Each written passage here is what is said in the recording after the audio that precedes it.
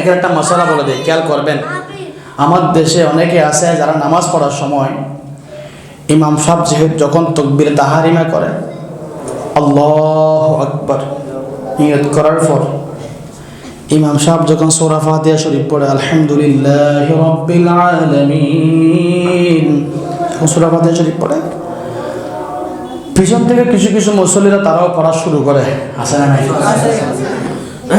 এটা সম্পূর্ণ ভুল।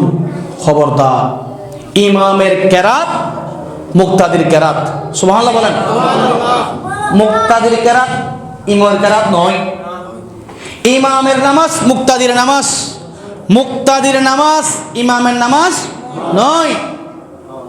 সেজন্য যখন ইমাম সাহেব যখন নামাজ বলবেন ইক্তাদাতু বিহাযাল ইমাম, তখন থেকে আপনাকে আর কিছু কেরাত পড়ার কোনো দরকার ইমাম যখন কেরাত পড়বে আপনি মন দিয়ে শুনবেন, ঠিক মতো করবেন।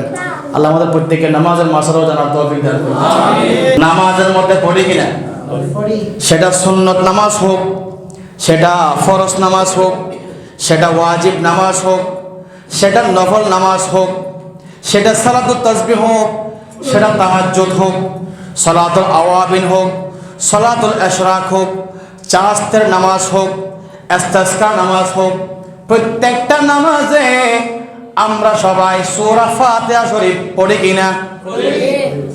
সূরা ফাতিহা শরীফ ছাড়া নামাজ হবে না। লা সালাতা ইল্লা বিসূরাতিল ফাতিহা, সূরা ফাতিহা ছাড়া কোনো নামাজ নাই, নামাজ হবে না।